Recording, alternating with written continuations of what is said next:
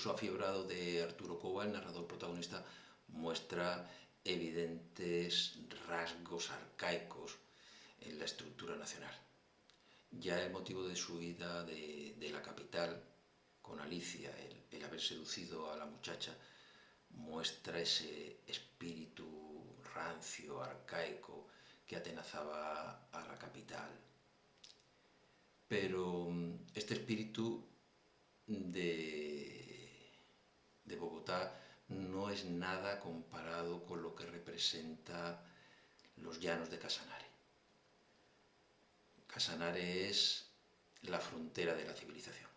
Es ese espacio donde los indios asaltan los fundos, flechando las reses, secuestrando mujeres, asesinando, en respuesta, por otro lado, a la colonización violenta de los hacendados.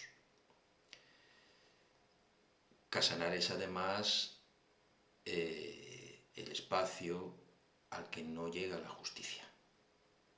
Por eso es el espacio ideal para los prófugos, como es el caso de Cova. La justicia allí no llega, o como mucho asume un aspecto grotesco, con la figura de José Isabel Rincón Hernández, ese peón de carretera ascendido a músico y de ahí a juez de circuito. Aquel ambiente de pesadilla me enflaquecía el corazón, y era preciso volver a las tierras civilizadas, al remanso de la molicie, al ensueño y a la quietud, afirma Cova. El abismo de Bogotá y de los llanos de Casanare parece insalvable, pero todavía hay una frontera más allá, todavía hay un espacio más alejado de la civilización, la selva. Huida con el cauchero Franco, Cova se lanza en pos de Alicia. Y este viaje infernal le permite descubrir la situación de los caucheros, unos nuevos esclavos, una nueva modalidad de esclavitud, una nueva especie de esclavitud, escribe Cova. De hecho, Cova va a olvidarse de Alicia. Los trabajadores gaucheros quedan endeudados con la empresa, puesto que se ven obligados a comprar los productos de primera necesidad a la misma. Se van endeudando progresivamente, y estas deudas, que nunca pueden ser satisfechas, son heredadas por los descendientes de los gaucheros. Estos crímenes que avergüenzan a la especie humana, dirá un fotógrafo francés posteriormente asesinado por los empresarios caucheros, deben ser conocidos en todo el mundo para que los gobiernos se apresuren a remediarlos. Idéntico propósito redentor guía la redacción del manuscrito por parte de Arturo Cova, que en esta persecución termina olvidándose de Alicia. Cuide mucho esos manuscritos y póngalos en manos del cónsul. Son la historia nuestra, la historia de los caucheros. La denuncia, potenciada por el grado de historicidad de los hechos y de algunos personajes, recae sobre el gobierno. El gobierno es cómplice de esta esclavitud, puesto que favorece directa o indirectamente a esas industrias caucheras. ¿Por qué? Pues porque está interesada en que las empresas conserven la nacionalidad de esos territorios limítrofes, de esos territorios en plena selva, frente a los países vecinos, a los países de la Amazonia. La vorágine muestra así un Estado colombiano poco desarrollado, con regiones mal conectadas entre sí, con profundos desequilibrios. Nuestro cónsul, al leer mi carta, replicará que su valimiento y jurisdicción no alcanzarán a estas latitudes, o lo que es lo mismo, que no es colombiano sino para contados sitios del país. Pero esta denuncia, el anhelo de un Estado más moderno por parte de Rivera, carece de autoridad en la boca de Arturo Cova. No podemos olvidar que Arturo Cova, apasionado, irascible, teatral, lírico, resulta verosímil porque Rivera lo construyó como poeta, pero al mismo tiempo eso no impide que la veracidad de su denuncia quede comprometida. Dicho sucintamente, Arturo Cova no es un narrador confiable, puesto que está enfermo, enloquecido. No en vano, Cova es un suicida. Su viaje, en el que Alicia ha sido completamente olvidada, es una huida hacia una realidad diferente.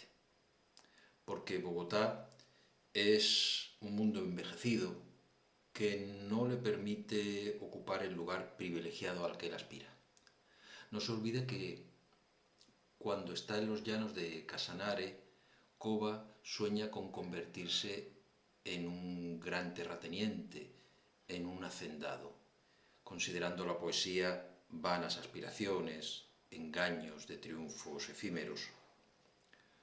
Su viaje a la selva, su viaje a esta muerte segura, es la respuesta a la falta de horizontes sociales en una república oligárquica, rancia, como decíamos antes, que era la Colombia de la época.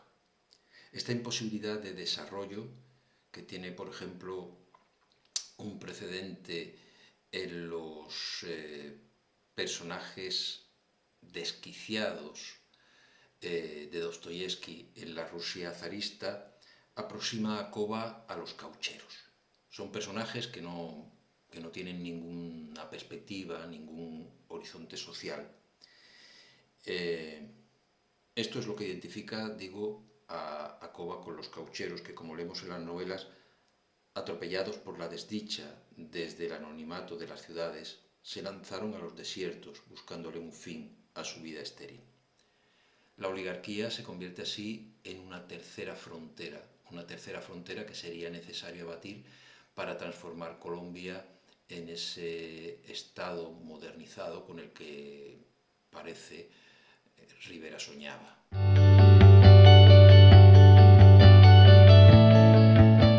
Un modo pertinente de acercarse a esa magnífica novela que es La Vorágine es considerarla dentro de la corriente literaria a la que pertenece, el regionalismo.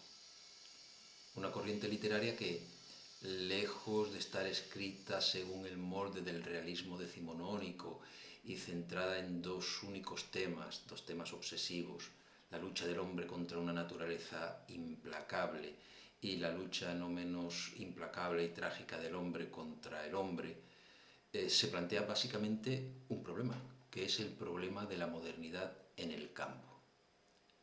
Este conflicto se entiende mejor si pensamos en que en torno a 1860 Hispanoamérica ingresa en el mercado internacional, un mercado capitalista creado por el fenómeno de la revolución industrial en Inglaterra.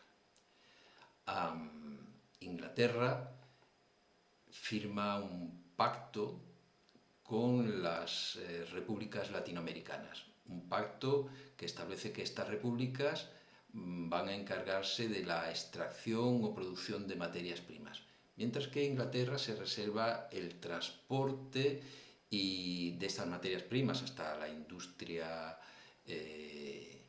inglesa, hasta la industria británica, su manufacturación allí y la posterior venta de estos productos ya elaborados. El pacto era un pacto desigual, de ahí que los historiadores lo hayan nombrado como pacto neocolonial, puesto que Gran Bretaña era la única compradora, imponía qué qué materias habían de ser elaboradas o extraídas y también el precio de las mismas. Con todo, a pesar del carácter subordinado de esta relación económica, este ingreso en el universo capitalista moderno supuso un espaldarazo importantísimo para la modernización social de América Latina, aunque de hecho quedó convertida en agro, en campo. Bueno, este embate modernizador que se producía en torno a 1860 mostró ya consecuencias culturales notables. Primero en las ciudades. En torno a 1880 podemos hablar de que esa modernidad que había alcanzado las grandes ciudades, las ciudades portuarias, se manifestaba a través del modernismo. Unos 30 años más tarde, esa modernidad se hacía sensible también en el campo.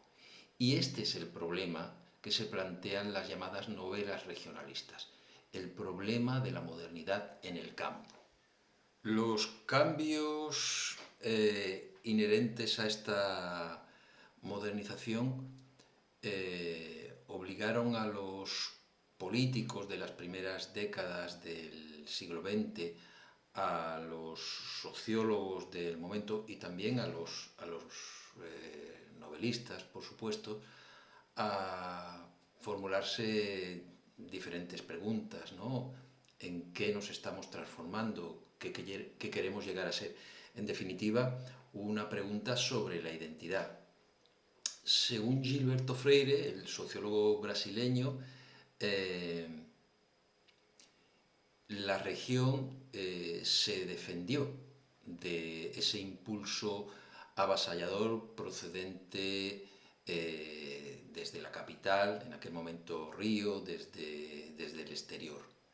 Se trataba de una resistencia legítima porque, en opinión de Gilberto Freire, no podía ser ético, no era lógico que un país tan amplio y tan variado como Brasil quedase subordinado a los modos de su capital, de Río. Sin estar exento de razón, este posicionamiento podía convertirse en una excusa perfecta para el mantenimiento del estado feudal o semifeudal en que vivía en su inmensa mayoría el campo en América Latina. Al menos esta es la conclusión a la que llegaron tres pensadores peruanos profundamente diferenciados ideológicamente, pero que coincidieron en este punto, ¿no? Me estoy refiriendo a Víctor Andrés Belaúnde, a José Carlos Mariátegui y a Jorge Basadre. Los tres coincidieron en afirmar que este regionalismo, devenido, digamos, federalismo, por un lado, reforzaba el centralismo, puesto que esta rebelión, esta subversión de las provincias frente a la capital, al ser un enfrentamiento de unas fuerzas disgregadas, no hacía más que reforzar ese centralismo.